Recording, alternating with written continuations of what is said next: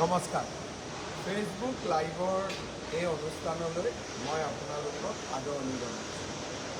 আজি মই ইয়াত থিয় হৈ আছোঁ গুৱাহাটীৰ নতুন বিমানবন্দৰত। অহাকালিৰে পৰা গুৱাহাটীৰ এই নতুন বিমানবন্দৰখনত যাত্ৰীসকলৰ অহা যোৱা আৰম্ভ হ'ব।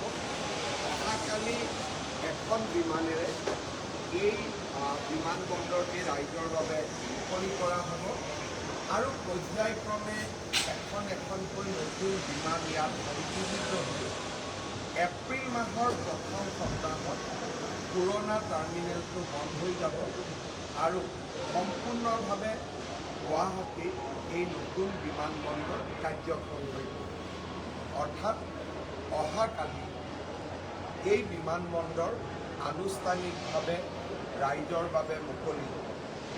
আমি সকলোৱে জানো, যোৱা 20 ডিচেম্বৰত প্ৰধানমন্ত্ৰী নৰেন্দ্ৰ মোদী ডাঙৰীয়াই এই বিমানবন্দৰ গুৱাহাটীৰ লোকপ্ৰিয় গোপীনাথ বৰদলৈ বিমানবন্দৰৰ শুভ উদ্বোধন কৰিছিল। অহাকালিৰ পৰা ই শুভ কাৰ্যক্ষম অৰ্থাৎ এফেক্টিভলি ই ৰাইজৰ বাবে মুকলি কৰা হ'ব। প্ৰথমতে মই আপোনালোকক দেখুৱাব খুজিছোঁ, মই কেইটামান বেলেগ কথাও ইয়াৰ মাজে মাজে কৈ যাম। প্ৰথমতে মই আপোনালোকক দেখুৱাব খুজিছোঁ গুৱাহাটী বিমানবন্দৰৰ আমি প্ৰৱেশ কৰোঁ। অৰ্থাৎ আমি যদি গুৱাহাটীৰ পৰা কোনোবা স্থানলৈ যাব খোজোঁ, ডিপাৰেচাৰ প্ৰথমতে আমি এই দৃশ্য দেখা পাম। বিমানবন্দৰৰ আপোনালোকে আকৃতিটো দেখিছে, ই কপৌ ফুলৰ দ্বাৰা, অসমৰ জাতীয় ফুল অৰ্কিডৰ দ্বাৰা ই ইনস্পায়াৰ।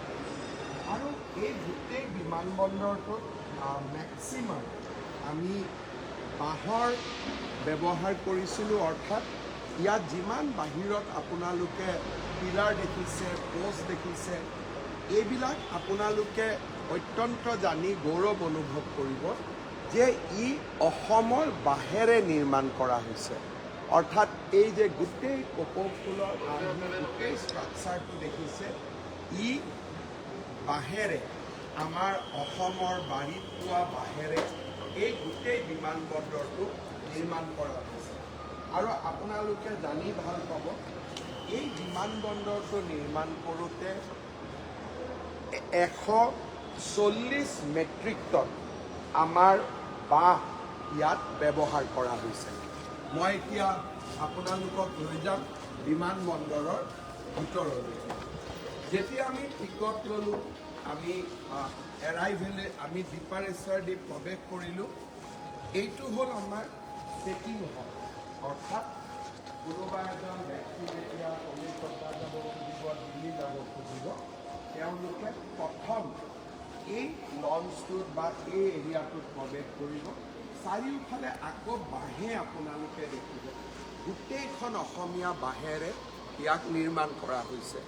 ইয়াত আমি বেগেজ চেক ইন কৰিলোঁ আৰু বেগেজ আমি ছিকিউৰিটি চেক কৰাৰ পিছতে আমি য'ত আমি আমাৰ টিকেট দেখুৱাওঁ বা আমি আমাৰ লাগেজ দিওঁ, এই গোটেই এৰিয়াটোলৈকে আমি আহি ইয়াত উপস্থিত হ'ব পাৰোঁ। ইয়াত সকলোতকৈ ডাঙৰ কথা যে আমি নিজেও আমাৰ বেগটো ইয়াত থৈ দিব পাৰোঁ আৰু ছেল্ফ চেকিঙৰো ইয়াত ব্যৱস্থা কৰা হৈছে। আৰু আপোনালোকে দেখা পাইছে, কালি আকাশা বিমান ইয়াৰ পৰা চলিব, আকাশাৰ কাউণ্টাৰ। আৰু এই ধৰণে আমি গোটেই এই প্ৰকাণ্ড এৰিয়াটো আমাৰ যাত্ৰীসকলে প্ৰথমতে চেকিঙৰ কাৰণে ব্যৱহাৰ কৰিব। আপোনালোকে যদি আমাৰ গুৱাহাটীৰ পুৰণা বিমানবন্দৰটো চায় আৰু গোটেই চেকিঙৰ এৰিয়াটো চায়, আপোনালোকে নিজেও অনুভৱ কৰিব এই বিমানবন্দৰটো ইমান বহল, ইমান ডাঙৰ, ইমান সুবিধা। এই বিমানবন্দৰটো আপোনালোকে জানি ভাল পাব যে বছৰত 1,30,00,000 যাত্ৰীক সেৱা কৰিব পৰাকৈ এই বিমানবন্দৰটো নিৰ্মাণ কৰা হৈছে। বৰ্তমান গুৱাহাটী বিমানবন্দৰেদি 65 লাখ লোক বছৰত অহা যোৱা কৰে। এই বিমানবন্দৰটো ধৰি লোৱা হৈছে যে ইয়াত 1,30,00,000 লোক বছৰত অহা যোৱা কৰিব পাৰে। আৰু যেতিয়া ই 90 লাখ স্পৰ্শ কৰিব তেতিয়া এই বিমানবন্দৰটো দুইফালে আৰু দুটা টাৰ্মিনেল বনাবৰ বাবে ইতিমধ্যে প্ৰাৰম্ভিক প্ৰস্তুতিও সম্পূৰ্ণ কৰা হৈছে। এতিয়া আমি লাহেকৈ সোমাই যাম ছিকিউৰিটি চেকৰ অঞ্চলেদি। CISF আহি ইতিমধ্যে ইয়াৰ দায়িত্ব লৈছে। আপোনালোকে চাওক ছিকিউৰিটি চেকৰ কাৰণে কিমানটা ব্যৱস্থা আছে। এটা, দুটা, তিনিটা, চাৰিটা, পাঁচটা, কিমান সুবিশাল। যাত্ৰীসকলে কোনো পধ্যেই কষ্ট পাব নালাগে। আৰু গুৱাহাটীত আহি তেখেতসকলে সম্পূৰ্ণ এটা নতুন পৰিৱেশ দেখা পাব অহাকালিৰে পৰা। ইতিমধ্যে অহাকালি বিমানবন্দৰ আৰম্ভ হ'ব। সেইকাৰণে বিমানবন্দৰ নিৰাপত্তাৰ দায়িত্বত থকা CISF সকলেও নিজৰ দায়িত্ব ইতিমধ্যে চমজি লৈছে। মুখ্যমন্ত্ৰীৰ কাৰণে মোৰ ছিকিউৰিটি চেক নহয়, কিন্তু বাকীসকলক ছিকিউৰিটি চেক কৰিছে। আৰু মই লাহে কৰি ছিকিউৰিটি এৰিয়াটোৰ ভিতৰত মই প্ৰৱেশ কৰিছোঁ। ইয়াৰ পিছত আপোনালোকে দেখিছে আমি প্ৰথমতে চেকিং কৰিলোঁ, ছিকিউৰিটি কৰিলোঁ, আৰু এতিয়া আমি বিমানৰ ফালে আগবাঢ়ি যাম। কিমান প্ৰকাণ্ড এটা পাছেজ, কোনো কাৰণে যাত্ৰীসকলে কষ্ট পাব নালাগে। এইবোৰ গোটেই ছিকিউৰিটি বা প্ৰৱেশ ছিকিউৰিটি চেকিঙৰ জেগা। হেণ্ড বেগেজ এইফালেদি লৈ আহিব আৰু লাহেকৈ হেণ্ড বেগেজ বা ছিকিউৰিটি পৰীক্ষা হৈ যোৱাৰ লগে লগে আমি বিমানৰ ফালে আগবাঢ়ি যাম।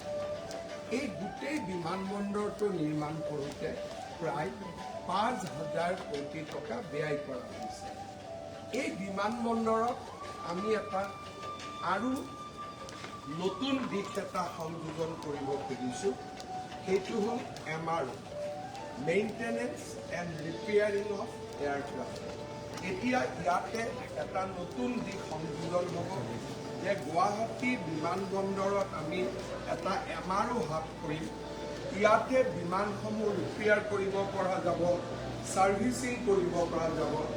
এয়াৰক্ৰাফ্ট ইঞ্জিনিয়াৰিঙৰ লগত জড়িত বহুত ল'ৰা ছোৱালীয়ে কৰ্মসংস্থাপন পাব পাৰিব।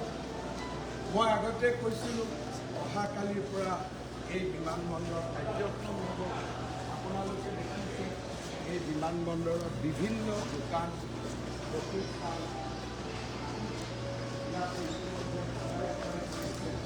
কেতিয়াবা মোৰ অভিজ্ঞতা আছে, বহুতে গৈছে, বহুতে যোৱা নাই। ইণ্টাৰনেশ্যনেল এয়াৰপৰ্টবিলাকত গ'লে যি ধৰণে আমি ডিউটি ফ্ৰী এৰিয়াবোৰ দেখা পাওঁ, একেবাৰে জিলিকি থাকে, জকমকাই থাকে। গুৱাহাটী বিমানবন্দৰতো বিমানত উঠাৰ আগতে আমি এই এৰিয়া শ্বপিং এৰিয়াবোৰ ইয়াতে পাম। আৰু আমাৰ ৰাইজে বিমানৰ যেতিয়ালৈকে সময় নাহে ইয়াতে সুন্দৰভাৱে সময় খৰচ কৰিব পাৰিব। কোনোবাই যদি ৰেষ্টুৰেণ্টত নাযায়, কোনোবাই একো নিকিনেও, তথাপিতো আপোনালোকে দেখা পাব ইমান ডাঙৰ ৱেটিং লঞ্চ। মই আপোনালোকক গোটেই মই ৱেটিং এৰিয়াটো দেখুৱাইছোঁ। ধুনীয়া চকী, ৱেটিং লঞ্চ। আৰু লাহে কৰি আমি এনেকৈ আমাৰ যেতিয়া বিমানৰ সময় আহিব আমি ইয়াৰ পৰাই বিমানলৈকে বা বিমানত উঠিবৰ কাৰণে আমি আগবাঢ়ি যাম। এতিয়া যদিও মই বিমানত আজি নাযাওঁ, তথাপিতো আমি বিমানলৈকে সোমাই যোৱা যিটো অভিজ্ঞতা সেইটো মই আপোনালোকক দেখুৱাব খুজিছোঁ। আমি এনেকৈ বিমানলৈকে নামি যাম। আপোনালোকে দেখা পাইছে মই কৈ আছিলোঁ MROৰ কথা, মেইনটেনেন্স এণ্ড ৰিপেয়াৰিং। এই MROৰ হাব যদি আমি গুৱাহাটীত বনাব পাৰোঁ, বয়িং, এয়াৰবাছ আদি ডাঙৰ ডাঙৰ বিমানবিলাকৰ ছাৰ্ভিচিং, ৰিপেয়াৰিং আদি যদি হ'ব পাৰে, তেতিয়াহ'লে এৰোনেটিক ইঞ্জিনিয়াৰ আৰু IIT আদিত পঢ়া ল'ৰা ছোৱালীয়ে বহুত কৰ্মসংস্থাপন হ'ব। খুব কম সময়ৰ ভিতৰতে আমাৰ ইয়াতে এই MRO স্থাপন কৰা হ'ব। লগতে গুৱাহাটী বিমানবন্দৰৰ সন্মুখত 2খন নতুনকৈ হোটেলো নিৰ্মাণ কৰা হ'ব। আৰু ইয়াত এটা বৈশিষ্ট্য থাকিব যে হোটেলৰ ৰুমৰ পৰাও আমি ইয়াত বাগেজ পোনে পোনে চেকিং কৰিব পাৰিম আৰু এই বিমানবন্দৰত আমি পাৰ্কিং এৰিয়াৰ পৰাও আমি বাগেজ চেকিঙত দিব। এতিয়া আমি লাহে কৰি নামি আহিছোঁ। আমি এতিয়া এৰাইভেললৈকে আহিছোঁ, অৰ্থাৎ নতুন দিল্লী কলিকতাৰ পৰা মই আহি পালোঁ, বিমানৰ পৰা নামিলোঁ। এতিয়া নামি পেলাই আমি গুৱাহাটীত প্ৰৱেশ কৰিম। ইমান দেৰি মই আপোনালোকক দেখুৱাইছিলোঁ আমি যদি দিল্লীলৈকে যাওঁ, কলিকতালৈ যাওঁ, আমি কেনেকৈ যাম। এতিয়া আমি দিল্লী আৰু কলিকতাৰ পৰা গুৱাহাটী পালোঁ। বিমানৰ পৰা নমাৰ লগে লগে আমি আকৌ এই সুন্দৰ এটা কৰিডৰ পাম। এই গোটেইবোৰ বাম আপোনালোকক ওপৰত মই দেখুৱাইছোঁ। এই গোটেইবোৰ অসমৰ বাঁহেদি নিৰ্মাণ কৰা হৈছে এই গোটেই বিমানবন্দৰটো। এতিয়া আমি আহি আছোঁ, আমি এতিয়া বাগেজ ল'ব লাগিব। আমি বিমানৰ পৰা নামি আহিছোঁ আৰু যিসকলে অলপমান বয়সস্থ মানুহ, বেছি খোজ কাঢ়িব নোৱাৰে, তেওঁলোকৰ কাৰণে এলিভেটেড আমাৰ ৱাক কৰাৰো ব্যৱস্থা আছে। থিয় হৈ দিলে মেচিনে আমাক নিজে নিজে আগবঢ়াই গৈ থাকিব। এইখিনি হ'ল বিমানৰ পৰা নামি আহি আমি সুন্দৰভাৱে আমাৰ বাগেজ ল'বৰ কাৰণে, বেগ ল'বৰ কাৰণে বা গুৱাহাটীলৈকে আমি যাবৰ কাৰণে এই গোটেই কৰিডৰটো দি আমি খোজকাঢ়ি আহিছোঁ।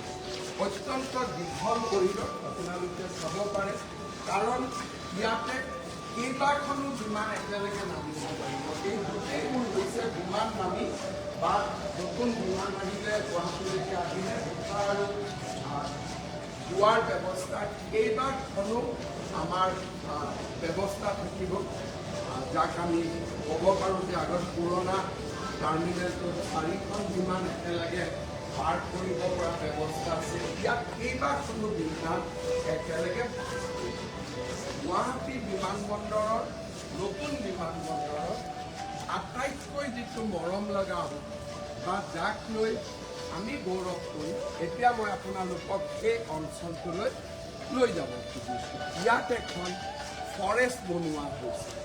কাজিৰঙাৰ দ্বাৰা ইনস্পায়াৰ হৈ ইয়াত এখন ফৰেষ্ট বনোৱা হৈছে। যি ফৰেষ্ট দেখিলে আমি এক প্ৰকাৰ ৱৰ্ডলেছ বা আমি ক'ব নোৱাৰা হৈ যাম, ইমানেই মনোমোহা। প্ৰথমতে মই আপোনালোকক দেখুৱাব খুজিছোঁ, মই দিল্লীৰ পৰা আহিছোঁ। আহি পেলাই মই এটা বাগেজ ল'ম আৰু বাগেজ ল'বলৈ নামি যাবৰ কাৰণে মই এই ষ্টেয়াৰকেছ বা সেই আমাৰ যিটো এক্সকালেটৰ আছে তাক আমি ইউজ কৰিম। মই নিজে খোজকাঢ়ি নামি গৈছোঁ। আপোনালোকে দেখিছে, welcome to Lokpriya Gopinath Bordoloi airport. লাহে লাহে আমি এটা বননি বা ফৰেষ্ট এখনৰ ভিতৰত যেন আমি সোমাই গৈছোঁ। আমি এনেকুৱা এটা পৰিৱেশ ইয়াতে দেখা পাম। আপোনালোকে দেখা পাব যে লাহেকৈ আপোনালোকে সোঁ আৰু বাওঁফালে চাওক, গোটেইখন সেউজীয়া গছ গছনিৰে পৰিপূৰ্ণ হৈ আছে। আপোনালোকে ইয়াতে ৰোপণ কৰা হৈছে আৰু এই গোটেই বিমানবন্দৰখনেই হৈছে নেচাৰৰ দ্বাৰা ইনস্পায়াৰ।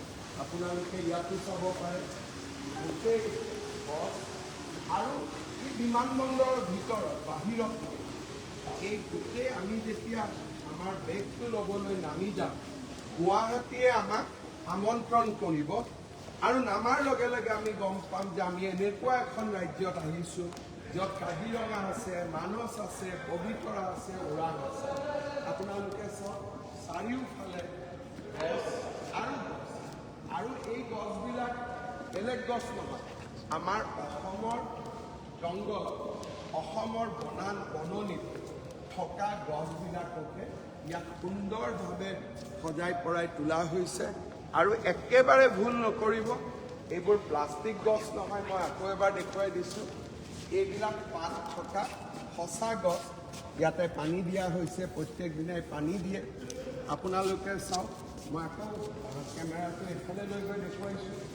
এই গোটেইখন সেউজীয়া এখন ফৰেষ্ট বুলি ক'ব পাৰোঁ আৰু এই গোটেই গুৱাহাটী বিমানবন্দৰখন কাজিৰঙাৰ দ্বাৰা ইনস্পায়াৰ আৰু সেইকাৰণে ইয়াত কাজিৰঙাত পোৱা গছ গছনি ইয়াতে সম্পূৰ্ণ ধুনীয়াকৈ প্ৰতিপালন কৰা হৈছে আৰু এতিয়া আমি ইয়াত চাব পাৰোঁ আৰু ভিডিঅ' যিটো আমাৰ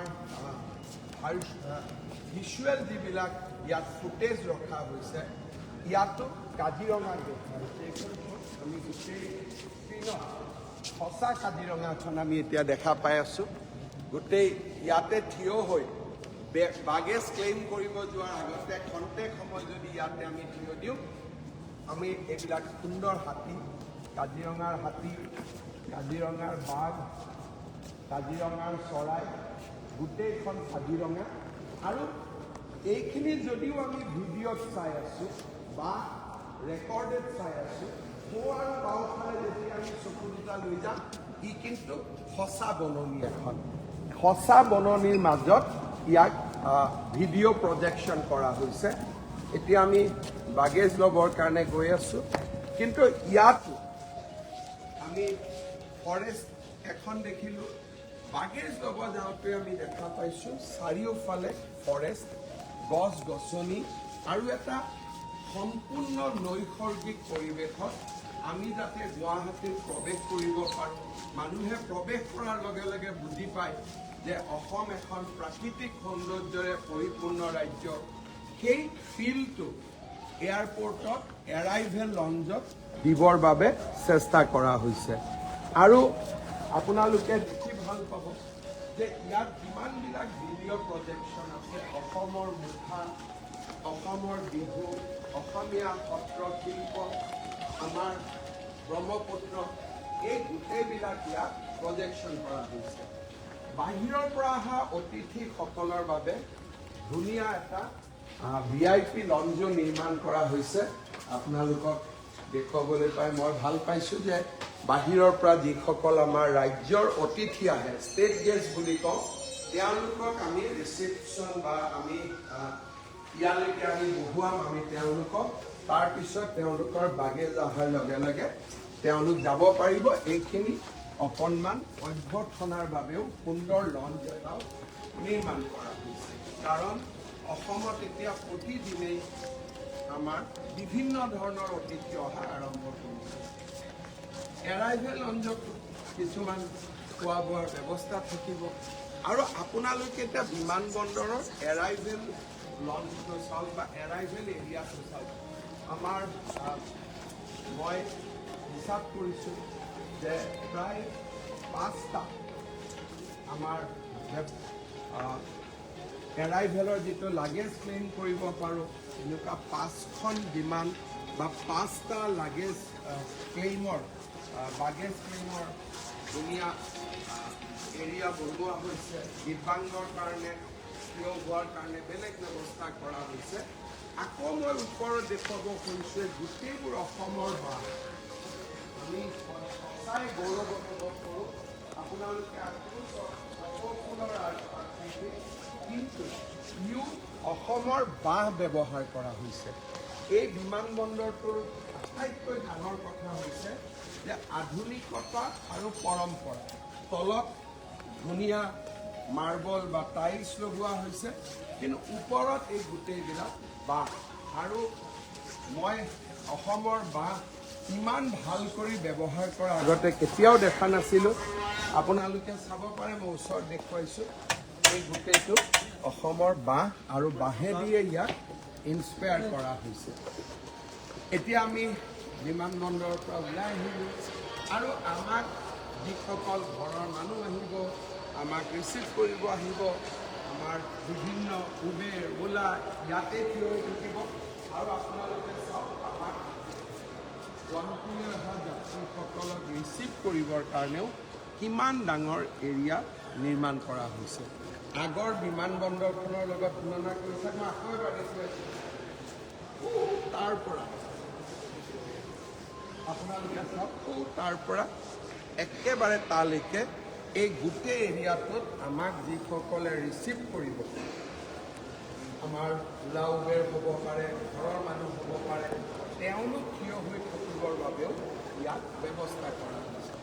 আকৌ ইয়াতো যদি আমি চাওঁ, এই অঞ্চলটো যদি আমি চাওঁ, ইয়াতো গছ গছনিৰে আৰু আমি ঘৰুৱা ভাষাত ঢাৰি বুলি কৈছিলোঁ, আমাক ঘৰত লগোৱা থাকে ঢাৰি, ইয়াতে ব্যৱহাৰ কৰা হৈছে গোটেইবোৰ বাঁহৰ দ্বাৰা। আৰু ওপৰতো আপোনালোকে চাব, আমি অকণমান দেখিলে পাতি যেনো লাগে, এই গোটেই বাঁহৰ, ইয়াতো সম্পূৰ্ণ বাঁহৰ ব্যৱহাৰ কৰা হৈছে। গুৱাহাটী বিমানবন্দৰটোত আৰু এটা ডাঙৰ দিশ হৈছে যে মই বিমানত যাব অহা নাই, কিন্তু বিমানবন্দৰটোকে এটা এণ্টাৰটেইনমেণ্টৰ জাগা হিচাপে ইয়াত ৰখা হৈছে। বহুত ব্যক্তি বিমানত নাযায়, কিন্তু গধূলি তেওঁলোকে যদি মনত ভাবে বিমানবন্দৰলৈকে অলপমান গৈ আহোঁ, বিমানবন্দৰটো চাব খোজোঁ বা বিমানবন্দৰত বহি অলপ সময় পৰিয়ালৰ লগত কটাব খোজোঁ, ইয়াত দুখন অপেন এয়াৰ আমাৰ পাৰফৰ্মেঞ্চৰ কাৰণে আমাৰ অপেন এয়াৰ, মই ষ্টেডিয়াম বুলি নকওঁ, অপেন এয়াৰ স্পেচ ৰখা হৈছে। ইয়াতে আমি গান বজানা পৰিদৰ্শন কৰিব পাৰিম। সন্ধিয়া যদি গুৱাহাটীৰ মানুহ আহে, আমি ইয়াতে ৰিলেক্স হ'ব মন যায়, ইয়াতে আমি গীত পৰিৱেশন কৰিব পাৰিম। আৰু এই সুন্দৰ গেলাৰী নিৰ্মাণ কৰা হৈছে, ইয়াত বহি আমি সাংস্কৃতিক অনুষ্ঠানো উপভোগ কৰিব পাৰিম। আৰু ইয়াত বিভিন্ন বেণ্ড আদি সদায় বাজি থাকিব আৰু গুৱাহাটীৰ মানুহে বা অসমৰ মানুহে আহি এই দৃশ্য অনুভৱ কৰিব পাৰিব। আমাৰ দ্বিতীয়খন অপেন এয়াৰ ৰংগমঞ্চ কাম চলি আছে সম্পূৰ্ণভাৱে। দুখন ৰাইট আৰু লেফ্টত আমাৰ দুখন কালচাৰেলৰ কাৰণে ষ্টেজ বা কালচাৰেলৰ কাৰণে আমি অপেন এয়াৰ ষ্টেজ বনাইছোঁ। গেলাৰী হ'ব, ইয়াত আহিব, তাতে পাৰফৰ্মেঞ্চ কৰিব।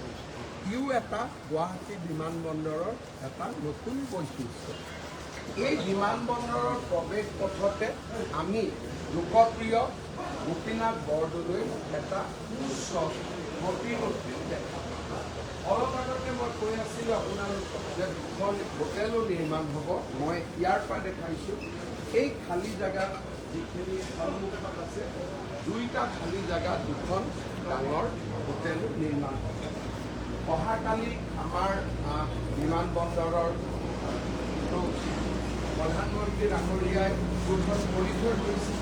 অহাকালিৰে পৰা আনুষ্ঠানিকভাৱে এতিয়াই মই এটা সুযোগ ল'লোঁ, এইবোৰ আমাৰ সপোন হ'ব, কিন্তু এই বিমানবন্দৰটো যেতিয়া আমি চাম, তেতিয়া আমি নিশ্চিত হ'ব পাৰোঁ যে এনেকুৱা এটা বিমানবন্দৰ যদি গুৱাহাটীত নিৰ্মাণ হ'ব পাৰিছে, নিশ্চয় চৰকাৰে কাজিৰঙাৰ এলিভেটেড কৰিডৰটো সময়মতে সম্পূৰ্ণ কৰিব পাৰিব।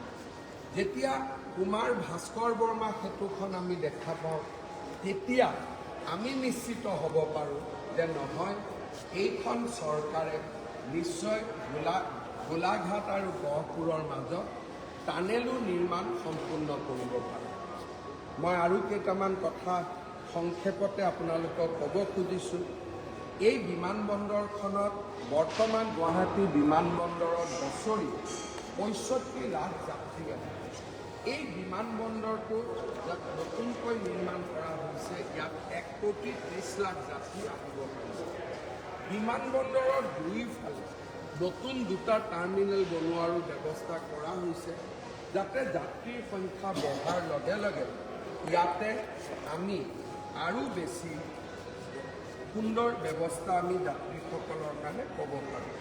কাজিৰঙা ইনস্পায়াৰ্ড লেণ্ডস্কেপ আৰু প্ৰায় 140 মেট্ৰিক টন বাঁহৰ ব্যৱহাৰ, ইয়াতে ৰাইনো মটিভ আছে, জাপি মটিভ আছে, অপেন এয়াৰ ষ্টেজ আছে। এক প্ৰকাৰ গুৱাহাটী এভিয়েশ্যনৰ ক্ষেত্ৰত এক বিশ্ব মানদণ্ডলৈ এই বিমানবন্দৰটোৱে লৈ যাব। মই এতিয়া তিনিটা আন কথা কৈ ফেচবুক লাইভৰ অনুষ্ঠানটো সামৰণি মাৰিম। এটা হ'ল, বহুতে মোক সুধি আছে যে চান্দমাৰীৰ যিখন মহাৰাজ পিঠু উৰণীয়া সেতু সেইখন কোন তাৰিখে উদ্বোধন হ'ব। মই 3খন উৰণীয়া সেতুৰ উদ্বোধনৰ দিন আপোনালোকক দিব খুজিছোঁ। আমি 10 তাৰিখে গধূলি গুৱাহাটীৰ চান্দমাৰী আৰু নুনমাটি গুৱাহাটী ক্লাবৰ মাজৰ উৰণীয়া সেতুখন 10 মাৰ্চৰ দিনাখন আমি উদ্বোধন কৰিম। 11 তাৰিখৰ দিনা আমি ডিফুত নিৰ্মাণ কৰা উৰণীয়া সেতুৰ শুভ উদ্বোধন কৰিম আৰু 11 তাৰিখে সন্ধিয়া যোৰহাটত নিৰ্মাণ কৰা উৰণীয়া সেতুখন আমি উদ্বোধন কৰিম আৰু সিদিনাখনি যোৰহাটৰ জেলত আমি নিৰ্মাণ কৰা সুন্দৰ উদ্যানখনো ৰাইজৰ বাবে মুকলি কৰি দিম। 10 তাৰিখৰ দিনটো আমাৰ বাবে আৰু গুৰুত্বপূৰ্ণ। 10 তাৰিখৰ ৰাতিপুৱা আমি এটা সুন্দৰ অনুষ্ঠানৰ জৰিয়তে অসমৰ 40 লাখ, আকৌ এবাৰ মই সংখ্যাটো কৈছোঁ, অসমৰ 40 লাখ মহিলাৰ বেংক একাউণ্টলৈকে আমি 9,000 টকাকৈ হস্তান্তৰ কৰিম। অৰ্থাৎ 40,000 মহিলাই সিদিনাখন 9,000কৈ টকা অৰুণোদয় হিতাধিকাৰীয়ে তেওঁলোকৰ বেংক একাউণ্টত লাভ কৰিব। 11 তাৰিখৰ গধূলি যোৰহাট, ৰাতিপুৱা আমি ডিফুৰ ফ্লাইঅভাৰখনো উদ্বোধন কৰিম। কেইটামান বৰাক উপত্যকাৰ ৰাইজৰ বাবে মই দুটা খবৰ দিব খুজিছোঁ। 14 তাৰিখে ৰাতিপুৱা 14 মাৰ্চৰ দিনা ৰাতিপুৱা প্ৰধানমন্ত্ৰী নৰেন্দ্ৰ মোদী ডাঙৰীয়া শিলচৰলৈ যাব। সিদিনাখনে শিলচৰ আৰু গুৱাহাটীৰ মাজত আমি নিৰ্মাণ কৰিব বিচৰা 22,000 কোটি টকা ব্যয়েৰে এক্সপ্ৰেছ হাইৱেটোৰ আমি আধাৰশিলা স্থাপন কৰিম। এই এক্সপ্ৰেছ হাইৱেটো মুম্বাই আৰু পুনাৰ আদৰ্শৰে ইয়াৰ ব্যৱস্থা বা ইয়াৰ কনচেপ্ট কৰা হৈছে। এই হাইৱেটো দি আমি শিলচৰৰ পৰা গুৱাহাটীলৈ 4.5 ঘণ্টাৰ ভিতৰত আহিব পাৰিম। সিদিনাখনে প্ৰধানমন্ত্ৰী ডাঙৰীয়াই শিলচৰ চহৰৰ বাবে আমি নিৰ্মাণ কৰিব বিচৰা উৰণীয়া সেতুৰো আধাৰশিলা স্থাপন কৰিব। প্ৰধানমন্ত্ৰী ডাঙৰীয়া 13 মাৰ্চতে অসমলৈ আহিব। 13 মাৰ্চত তেখেতে কোকৰাঝাৰতো কেইবাটাও অনুষ্ঠানত ভাগ ল'ব আৰু 13 মাৰ্চৰ সন্ধিয়া অসমৰ চাহ শ্ৰমিকসকলক অন্ততঃ যিমানখিনি পাৰোঁ আমি মাটিৰ পট্টা, লেবাৰ লাইনৰ ওপৰত মাটিৰ পট্টা তুলি দিবলৈও চেষ্টা কৰিম প্ৰধানমন্ত্ৰী ডাঙৰীয়াৰ কৰকমলেৰে। এইখন অসম অটল, অবিচল আৰু অগ্ৰগামী। আমি এভিকশ্যনো কৰিব পাৰোঁ কাক? অচিনাকি মানুহ। আমি মানুহক মাটিৰ পট্টাও দিওঁ কাক? খিলঞ্জীয়া আৰু ভূমিপুত্ৰ মিছন বসুন্ধৰা। আমি অটল, বিদেশী আৰু আন শক্তিসমূহৰ বিৰুদ্ধে ড্ৰাগছ, বিভিন্ন ধৰণৰ চিণ্ডিকেট, এই গোটেইবিলাকৰ বিৰুদ্ধে কাম কৰা এইখন এখন চৰকাৰ যি নিজৰ সিদ্ধান্তত অটল হৈ থাকে। চাকৰিৰ নামত দুৰ্নীতি হ'ব নোৱাৰে, চাকৰিৰ নামত কৰাপশ্যন হ'ব নোৱাৰে। সেই সিদ্ধান্তত যোৱা 5টা বছৰ আমি অটল হৈ থাকিম। কুমাৰ ভাস্কৰ বৰ্মা সেতু, গুৱাহাটী বিমানবন্দৰ, গুৱাহাটীৰ ৰিং ৰোড, ধলা শদিয়াৰ দলং, বগীবিলৰ দলং, মাজুলী যোৰহাটৰ মাজৰ দলং, গহপুৰ আৰু নুমলীগড়ৰ মাজত টানেল, অসমৰ গাঁৱে ভূঞে ৰাস্তা, অসমীয়া স্কুলসমূহৰ নৱ নিৰ্মাণ, ই হ'ল অগ্ৰগামী। অৰ্থাৎ এই চৰকাৰখন আছিল অটল, অবিচল আৰু অগ্ৰগামী। আৰু আমি কিহৰ কাৰণে তিনিওটা সিদ্ধান্তৰ ওপৰত আমি স্থিৰ হৈ আছিলোঁ? কাৰণ আমি বিচাৰোঁ অসমৰ অনিৰুদ্ধ গতি। গুৱাহাটী বিমানবন্দৰ কালি মুকলি হ'ব। অসমখনৰ অনিৰুদ্ধ গতি আকৌ অলপ আগুৱাই যাব। পুনৰ এবাৰ আপোনালোকক ধন্যবাদ জনালোঁ আৰু অহাকালি গুৱাহাটী বিমানবন্দৰৰ শুভ উদ্বোধনৰ সময়ত নিশ্চয় আকৌ লগ পাম। বহুত বহুত ধন্যবাদ।